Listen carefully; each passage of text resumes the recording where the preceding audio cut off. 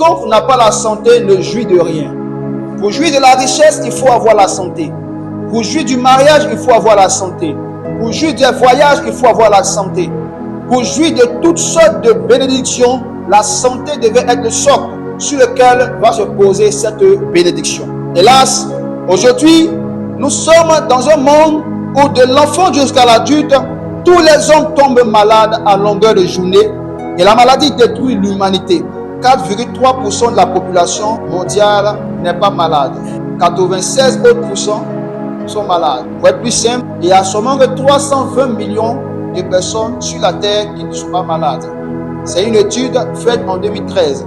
Et les 7,8 milliards de personnes sont malades. 1 milliard, c'est 1000 fois 1 million. Et sur cette terre, il y a des personnes au nombre de 2,3 milliards qui souffrent de plus de 5 maladies. Chacun a au moins 5 maladies. On est à l'église, mais on entend mon frère est malade, je vais lui rendre visite. Ma soeur en Christ est malade, je vais la saluer. Ulcère de boulot, cancer de sein, ces maladies font ravage sur la terre. J'ai une bonne nouvelle pour vous. La Bible dit que Dieu nous a tant aimé qu'il a donné son Fils unique afin que quiconque croit en lui ne périsse point mais qu'il ait la vie éternelle. Alors Jésus est venu sur la terre et nous a fait une promesse extraordinaire pour que nous soyons tous les jours en bonne santé. Et cette promesse est que nous devons vivre constamment en bonne santé. De matin, midi, comme la nuit, la santé doit être notre portion. Donne-moi un amen à la dimension de la parole. Genèse chapitre 2, verset 16 à 17. La Bible dit, l'Éternel Dieu donna cet ordre à l'homme. Tu pourras manger de tous les arbres du jardin, mais tu ne mangeras pas de l'arbre de la connaissance du bien et du mal. Car le jour où tu en mangeras, tu mourras. Ce texte dit clairement, s'il mange l'arbre de la connaissance du bien ou du mal, il mourra. Hélas, Adam a mangé l'arbre de la connaissance du bien et du mal, cela a engendré la mort. Mais la mort est venue avec tous ses acolytes, maladie, méchanceté. Toutes sortes de péchés que nous connaissons découlent de la désobéissance de notre Père Adam. Romains 6, verset 23. Car le salaire du péché, c'est la mort. Donc, quand tu pêches, la conséquence, c'est la mort. Voilà, Jésus vit en passant un homme aveugle de naissance. Ses disciples lui firent cette question. Rabbi, qui a péché, cet homme ou ses parents, pour qu'il soit né aveugle? Vous voyez, ici on évoque le fait que quelqu'un qui pêche peut être malade. Le péché engendre la maladie. Selon les textes que nous venons de lire, l'origine de la maladie, c'est le péché. Ensuite, je pourrais vous dire qu'il ne s'agit pas simplement de pécher pour être malade. La maladie peut être contractée par la souveraineté de Dieu. Puis, il frappa Job d'un ulcère malin depuis la plante du pied jusqu'au sommet de la tête. Vous remarquez ici, Job n'a rien fait de mal. Job n'a pas péché, mais il a plu à Dieu de rendre Job malade. Pourquoi? Parce qu'il voulait montrer à Satan qu'on ne l'adore pas parce qu'on reçoit des biens de lui, mais on l'adore parce qu'il est notre créateur, il est notre Dieu. Les hommes comme Job avaient compris cela. Ils ne cherchaient pas à servir Dieu, à prier Dieu, à l'adorer, à être toujours dans sa présence, à obéir à ses instructions, pour ce qui pouvait retirer de lui, mais pour ce qui pouvait donner à Dieu. Bien-aimés, si vous laissez la main de Dieu, vous embrassez le chemin de l'enfer. Si vous laissez la main de Jésus, vous embrassez le chemin de la mort. Et la mort éternelle est plus dramatique que la souffrance présente. La souffrance présente est juste une petite parenthèse dans la vie éternelle. La terre est une parenthèse. La terre est un lieu de test. Dieu peut nous donner tout en même temps aujourd'hui. Mais il veut te tester pour que tu entres dans la vie éternelle. Même pour avoir un concours, pour aller travailler à la gendarmerie, pour aller travailler à la police, pour aller à la tour A. Les petites administrations de la terre, on te fait passer un concours pour voir si tu es apte pour entrer dans l'administration. À plus forte raison, dans l'éternité, dans la présence du Maître, dans la présence de celui qui n'a besoin de personne parce qu'il est du Dieu, créateur des cieux et la terre. Celui qui est le différent, invincible, éternel, universel. Le haut débit ADSL, celui qui n'a pas eu besoin de vendre, il s'est accouché lui-même. Dieu, le roi que je sers. Tu vas entrer dans sa maison sans que tu ne fasses des tests? Impossible. Détrompe-toi, il ne faut pas rêver que tu vas entrer dans le paradis sans payer un prix, sans sacrifice, sans prouver à Dieu que tu l'aimes. Les enfants que nous éduquons, quand nous voulons qu'ils accèdent à une certaine maturité, que ce soit à l'école, que ce soit dans la croissance physique, Pour qu'ils marchent, on les laisse marcher, ils tombent. Les quatre pattes, ils tombent, ils se blessent. Pas parce qu'on ne l'aime pas. Donc nous, on va jusqu'à le circoncire. On le circoncie, on coupe son prépuce le 8e jour après sa naissance. Il pleure, ça nous fait mal. Mais on sait qu'on le fait pour son bien. Il y a des douleurs inévitables sur la terre. Et très souvent, quand Dieu veut te bénir, la bénédiction vient en forme de malédiction.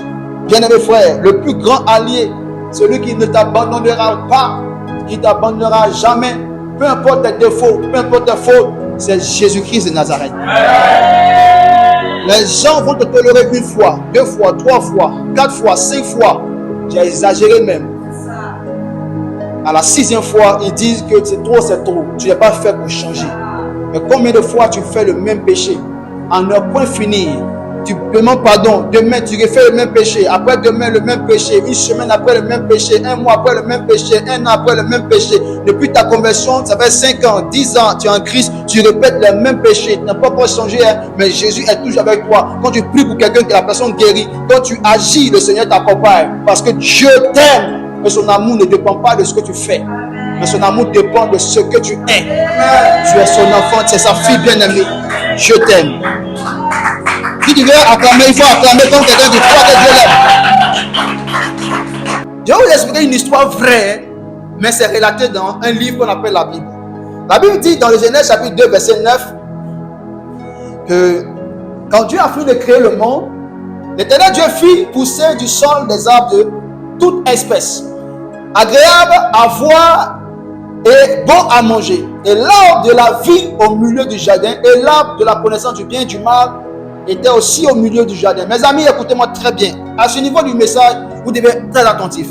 Si vous êtes attaqué par le sommeil, défendez-vous. Il y a 2 arbres au milieu du jardin. La connaissance du bien et du mal et l'arbre de la vie. Et Dieu a dit, si l'homme mange l'arbre de la connaissance du bien et du mal, l'homme mourra. La Bible dit que la femme a mangé à l'arbre de la connaissance du bien et du mal et l'a donné à son mari. Mais avant que Adam ne meure, il y a quelque chose qui s'est passé dans le livre de Genèse chapitre 3 verset 22. L'Éternel Dieu dit, regardez attentivement.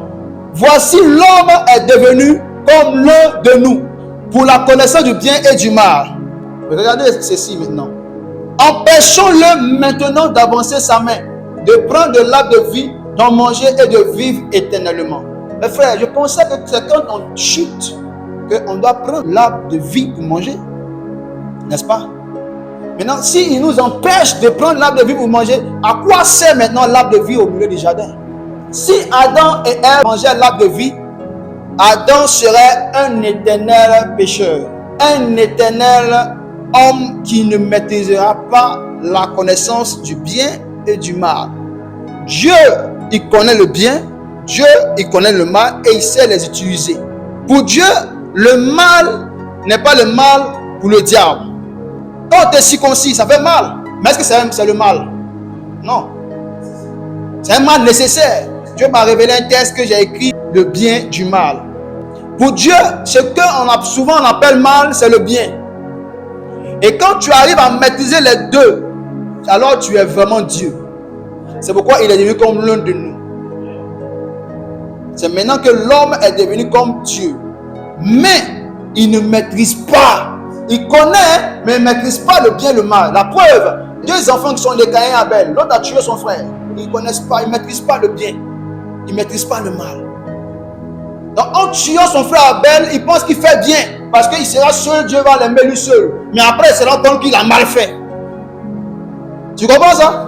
Tu aimes tellement ton mari, tu ne veux pas qu'il te trompe. On a eu une histoire ici, à la scène d'entrevue. Elle se va mettre des médicaments dans manger. L'ipia de son mari. Atina Leka, elle met dans nourriture de son mari. Et quand son mari son mari, ce jour-là, il a mangé. Hein? Et puis sa fille aussi a mangé.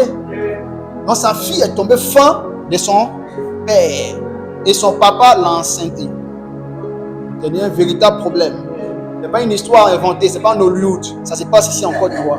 Elle pensait qu'elle faisait bien, elle allait sécuriser son mari. Pour Dieu, là, c'est trop lent. On prie pour attraper son cœur, mais chaque jour, il vient à minuit. Allons voir le vieux Madou. Le vieux Madou a donné des poudres, mais après, elle s'est rendue compte qu'elle a mal fait. Le problème est venu ici pour qu'on puisse traiter le sujet dans la scène d'entre nous. Donc, il ne maîtrisait pas le bien, quand bien même qu'il connaissait le bien.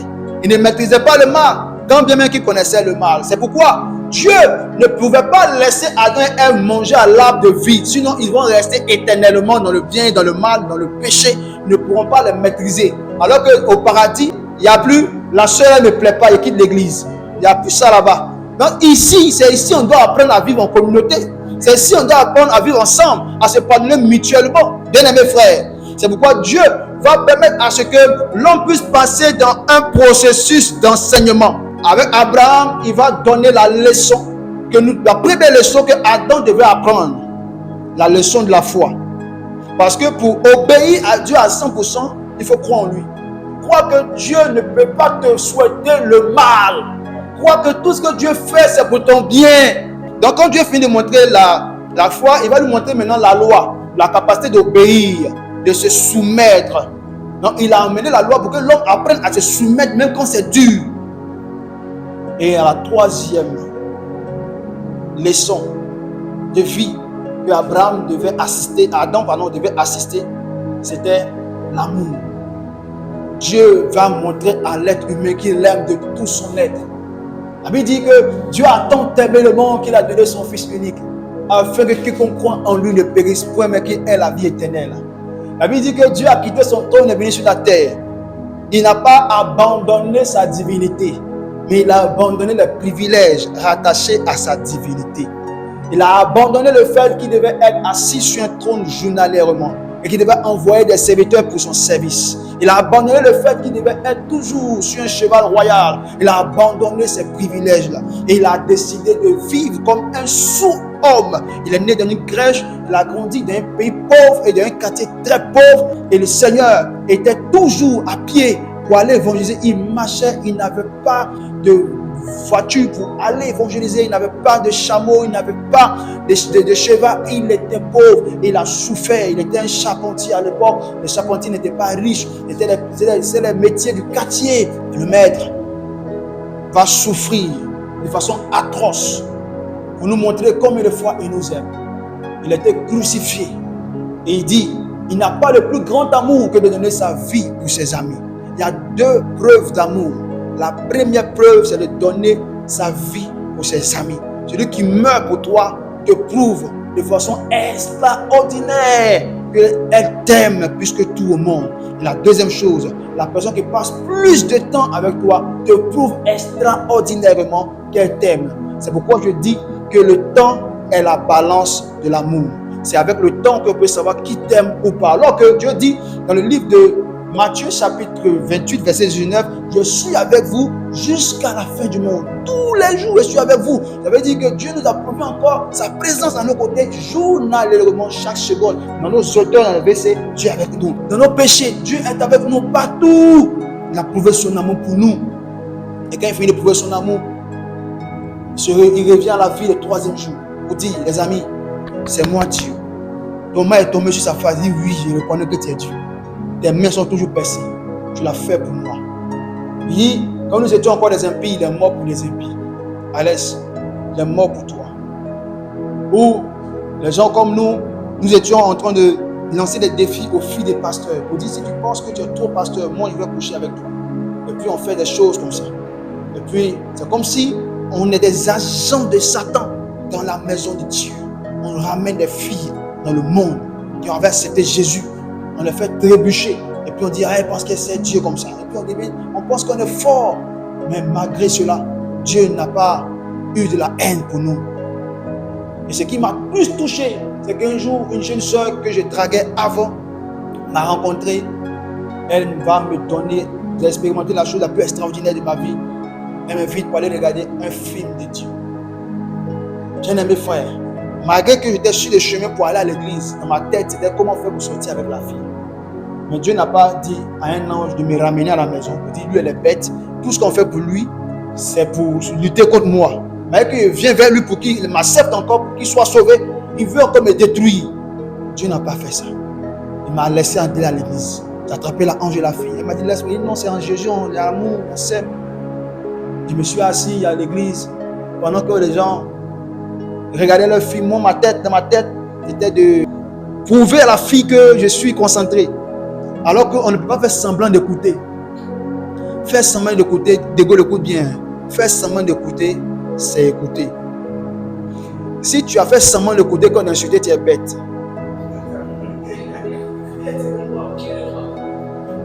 Est-ce qu'il y a semblant là?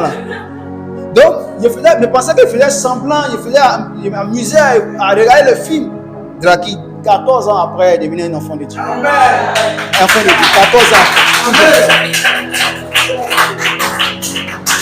14 ans après, j'ai toujours enfant de Dieu, après le film. J'ai retourné à la maison, devenu chrétien. Ce jour-là, je suis entré dans le service d'ordre, le même jour. J'ai pris les baffes, j'ai oublié mon chocolat, j'ai pris les baffes, j'ai pris tout, je suis allé déposer où on déposait après le culte. C'était à l'église Foursquare. Bien-aimés frères, Dieu a prouvé son amour pour nous, pour toi et pour moi. Il nous a manifesté un amour incroyable.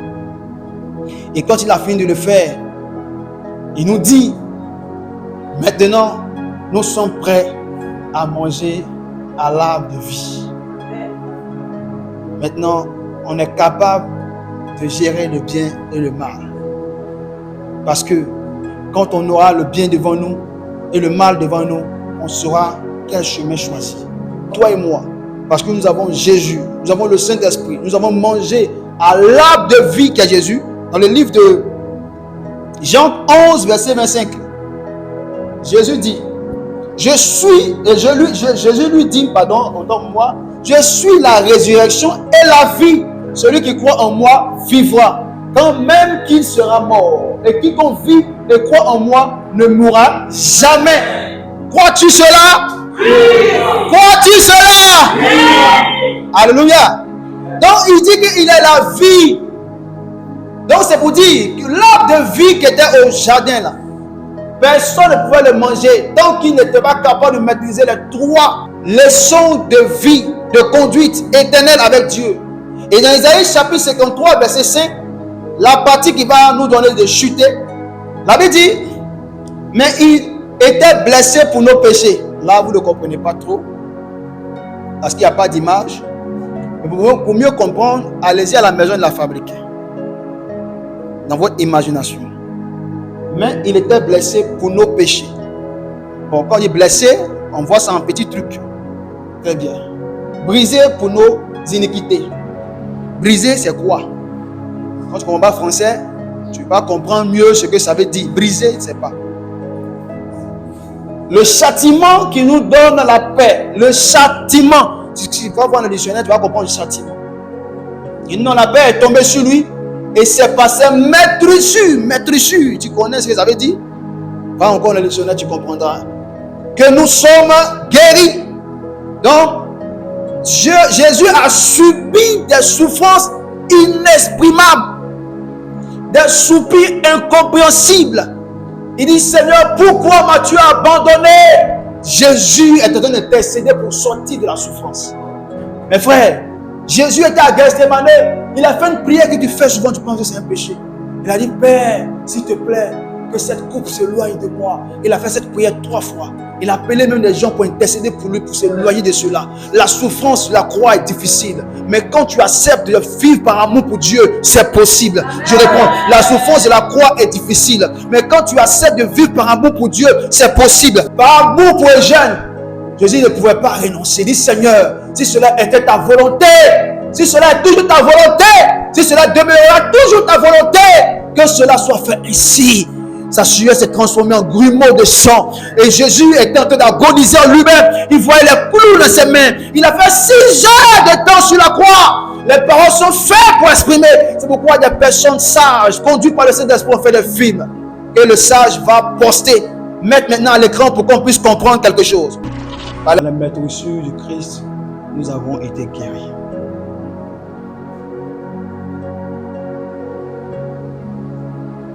Ce n'est pas une histoire imaginaire, c'est une histoire vécue par un homme Dieu appelé Jésus. Et c'est parce que tu ne dois plus vivre dans la maladie qu'il a connu ses souffrances. C'est parce que toi et moi ne devons plus jamais souffrir de la maladie qu'il a connu, cette souffrance que nous venons de voir en image. Par ces maîtresses, nous avons, pas nous sommes, mais nous avons déjà été guéris. La maladie est détruite dans le passé. La santé est absolument ta portion depuis le passé. Avant que tu ne naisses, tu nais dans la santé. La santé par excellence est ta portion. C'est comme une personne qui doit 10 milliards. Ne pouvons pas payer. Un riche comme Elon Musk lui paye sa dette. N'ayons pas l'argent pour payer la dette. Mais comme Elon Musk lui fait du bien, les 10 milliards de Elon Musk sont reçus par celui que tu dois. Et quand il reçoit l'argent, toutes sortes de crimes dont tu étais condamné, toutes sortes de souffrances que tu devais subir à cause de ce que tu devais, t'es ôté de façon automatique. Idem, toutes sortes de maladies, toutes sortes de morts que toi et moi devons nous connaître ont été complètement annulées, assujetties, englouties par les maîtresses du Seigneur Jésus. Il ne peut pas souffrir comme ça et puis on continue de vivre dans la maladie. C'est de lancer du discrédit sur sa crucifixion. C'est de lancer du discrédit sur ces châtiments qu'il a connus de façon atroce. Mon frère, le remède de la maladie, c'est de croire que par le maîtrise de Jésus, tu as la guérison. Bien-aimés frères, l'arbre de vie a été maintenant consommé par quiconque croit en la mort et la résurrection de Jésus-Christ. Dès que tu as cru en Jésus, tu as mangé à l'arbre de vie qui te rend éternel. Quand tu as mangé à l'arbre de vie, la mort n'a plus ta portion. La mort s'arrête à ton niveau. Les personnes que la mort redoute et fait grand tour autour d'eux sont ceux qui ont accepté Jésus comme sauveur personnel. La maladie n'a plus de pouvoir sur toi. Cependant, la santé par excellence a ses exigences. Numéro 1, il faut naître de nouveau. Parce que quand tu n'as pas cru en Jésus, ça ne te concerne pas. Jean 3,16, la Bible dit tu dois naître de nouveau. 2 Corinthiens 5, verset 17. Si quelqu'un est en Christ, il est une nouvelle créature. Les choses anciennes sont passées. Voici, toutes choses sont devenues nouvelles. Le péché n'a plus de pouvoir sur toi. La maladie n'a plus de pouvoir sur toi. La mort n'a plus de pouvoir sur toi. La vie est ta portion. Là où on parle de vie, on cite ton nom. Deuxième chose, il faut croire en la promesse de la santé par excellence. En Jésus-Christ, en déclarant constamment sur toi-même les promesses de Dieu. La Bible dit que par la maîtrise de Christ, je suis guéri. Je vous le dis en vérité, si vous aviez la foi comme un grain de sénévé, vous direz à cette montagne, transporte-toi d'ici là, et elle se transporterait. Rien ne vous serait impossible. Si tu penses que c'est normal d'être toujours malade, alors la maladie te suivra. Que cela soit fait selon ta foi. Si tu penses que moi, la maladie et moi, nous sommes deux droites parallèles. On ne peut pas se toucher, mais on peut se voir. Cela sera ta portion au nom de Jésus-Christ. Si vous n'êtes pas renouvelé dans votre intelligence, vous allez toujours penser ce que les gens ont cru. Vous allez toujours marcher comme tous les autres. Mais cela ne devrait pas être toi ta façon de voir. Tu dois voir comme la parole de Dieu te demande de voir. Tu dois renverser les dogmes. Tu dois renverser les coutumes. Tu dois renverser les traditions. Tu dois t'adapter à la parole de Dieu. Tout ce qui est contre la parole de Dieu est mensonge. Tout ce que la Bible dit est la vérité. Marc 11, verset 23. La Bible dit, je vous le dis en vérité, si quelqu'un dit à cette montagne, ôte-toi de là, jette-toi dans la mer, et s'il ne doute point dans son cœur, mais croit que ce qu'il dit arrive, il le verra s'accomplir. Il le verra s'accomplir. La foi voit les choses s'accomplir. Quand tu crois en quelque chose, tu vois cela s'accomplir. Pierre pensait qu'il croyait. Il priait pour un malade, le malade ne guérissait pas. Il a lui posé la question à Jésus, Jésus, pourquoi il prie pour le malade et puis il ne guérit pas? Et les gens ont dit, depuis là, il prie, depuis hier, il prie seulement. Il ne guérit pas. Jésus dit, homme de peu de foi. Très souvent, on pense que ce qu'on manifeste est la foi, alors que ce n'est pas la foi. C'est pourquoi je me lève ma main, je demande que le Saint-Esprit nous accorde la révélation de ce que c'est que la vraie foi. Afin de pouvoir, par cette petite foi, la déplacer une montagne. Vous comprenez ça? C'est-à-dire qu'une petite pierre de séquence ne peut pas construire une maison, n'est-ce pas? Mais la Bible dit que dans la foi, là, son plus petit, là, ça déplace montagne dans la mer. Mon frère, ta situation n'est pas compliquée, il faut la foi. Ensuite, il faut accepter que toutes les maladies n'ont plus de pouvoir sur nous. Et que notre corps a un système de défense contre toute maladie. Mon frère, écoute bien, Matthieu 15, 17, 20. Et pas les conditions, des exigences, ce qu'il te faut savoir, ce qu'il te faut faire. Ne comprenez-vous pas que tout ce qui entre dans la bouche va dans le ventre, puis est rejeté dans les lieux secrets. Pour Dieu, là, quand tu manges, là, tout ce que manger a pu faire, là, c'est de ressortir, c'est fini. Il n'y a pas besoin de dire non, tu as mangé tant, ça te rend malade. Il dit, ne comprenez-vous pas que tout ce qui entre dans la bouche va dans le ventre, puis est jeté dans le lieu secret, continue. Mais ce qui sort de la bouche vient du cœur, et c'est ce qui souille l'homme. En vérité, l'homme est conçu de sorte que son homme ou son organisme a un système défensif qui lui donne de ne jamais tomber malade. Globules blancs, globules rouges. Quand vous partez à l'hôpital, là, ce qu'on vous donne, là, tout ce que vous appelez médicaments, là, ça ne fait que renforcer les globules dans vos corps pour que votre corps puisse attaquer l'ennemi qu'on appelle virus ou microbe. Mais quand tu as la foi renforce tes globules rouges et tes globules blancs. Elle ne fait rien d'autre. Sinon, pourquoi quand il s'agissait de délier la langue de quelqu'un pour qui parle, Jésus a pris sa salive. Salive, c'est sur la langue. Jésus a mis la salive sur la langue de quelqu'un d'autre pour que la personne puisse parler. C'est pour dire qu'il devait avoir un conducteur d'onction de même famille. De même famille pour que la personne puisse parler. Je suis en train de dire que la puissance de Dieu ne prend pas racine ailleurs. Ça prend racine sur ce que Dieu a déjà fait. C'est pourquoi avant de multiplier le pain, il dit qu'est-ce que vous avez? Il a pris ce qu'ils avaient et il a multiplié le pain. La petite foi que tu as va te donner de posséder tout ce qu'il te faut. Donc un amen vrai, un amen vrai. Cela est ta portion au nom suprême de Jésus. Il ne faut pas oublier de nourrir ton corps. Il ne faut pas oublier. Va penser que comme on dit tout ce qui entre dans le ventre va dans le lieu arrive, tu vas prendre un poison, tu vas boire. Va penser ça, c'est pas nourriture, c'est poison, c'est contre le corps. C'est un agent destructeur du corps. Matthieu chapitre 4, verset 4.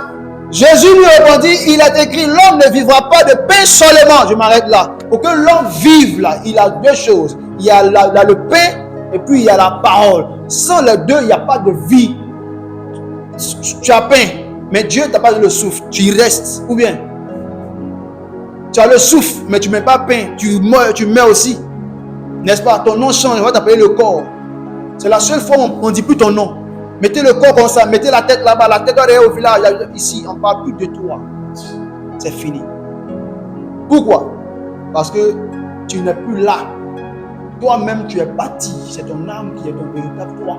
C'est pourquoi on ne parle plus de toi. Tu n'es plus là. C'était ton enveloppe qui te portait ton corps. Donc, on ne te dit plus ton nom. On dit mettez le corps ici. Dans notre subconscient, on sait que l'homme n'est pas celui qu'on voit. C'est pourquoi l'homme dans son subconscient, il ne croit pas en la mort. Tu crois en la mort de l'autre, mais toi-même tu ne penses pas que comment la mort va t'atteindre. La mort n'est pas de la divinité. La mort n'est pas pour les esprits. Alors que toi tu es un esprit. Mais comment tu peux comprendre, toi esprit, que tu peux mourir? La mort n'atteint pas les esprits, mais la mort atteint l'humanité. Le corps peut mourir parce que le corps est juste venu de la terre. La terre n'était pas, c'est venu. Mais l'esprit est toujours vivant. Est-ce que Dieu a un commencement? Dieu n'a pas un commencement. Dieu est un esprit. Donc tout ce qui est esprit, il n'y a pas de fin parce qu'il n'a pas de commencement. Amen. Donc comme tu es un esprit, tu ne peux pas mourir. Donc tu te dis que la mort ne peut pas t'atteindre. Mais quelque part encore, tu vois les gens mourir, tu dis la mort peut t'atteindre. Mais que cela soit fait selon ta foi. Je suis en train de dire à quelqu'un que si tu vas mourir comme moi et j'aime, cela t'arrivera. Vraiment, elle amène la dimension de la parole. Maintenant, il faut commencer à raisonner là-bas. Il faut commencer à dire, président, il a donné à l'homme de mourir une seule fois, après viendra la mort. Ça, c'est ta foi. Que cela soit fait selon ta foi. Mais moi, je crois que la mort n'est plus ma portion. Parce qu'il a mangé à l'arbre de vie. Est-ce que vous savez qu'il y a des personnes qui voient Jésus revenu? Je ferai partie de cette personne. Cela engage la foi de chacun d'entre nous. Cela engage la foi de chacun d'entre nous. Personne ne croira à ta place. Hein. Je dis personne ne croira à ta place. Personne ne croira à ta place. Hein. On peut te prêcher le message de foi, mais la foi est individuelle. Hein. Chacun croit selon sa foi. Hein. Tu crois, hein. Tu crois comme tu veux. La foi n'est pas intellectuelle. Et donc, enfin, Il faut obéir aux instructions divines pour garder la vie de la santé par excellence. Moi, Dieu m'a dit en 2011, pour ceux qui sont avec moi depuis 2014, qui d'entre vous m'a déjà vu tomber malade? Et j'ai tombé malade, on dit on va rendre visite après, aujourd'hui ça ne va pas chez lui, ça ne va pas. Qui? 2011, 2024, ça fait combien d'années? 13 ans. Jamais hospitalisé. Moi, il y a la maladie, nous sommes deux doigts parallèles, voisins. On n'est même pas penché un peu même. Chacun va sa ligne. La maladie est là-bas, moi je suis ici. Et puis on progresse. Et je ne peux pas tomber malade parce que je crois que par la médecine écrit, je suis guéri. Ce qu'on a vu dans le film là, ça ne fait pas pitié. C'est à cause de ta guérison que Jésus a connu ça. Comment tu peux tomber malade encore? Tu acceptes encore de tomber malade malgré qu'on ne te doit pas. Quand tu ne sais pas, tu peux accepter. Mais quand tu sais, tu ne peux plus accepter. Je t'interdis d'accepter.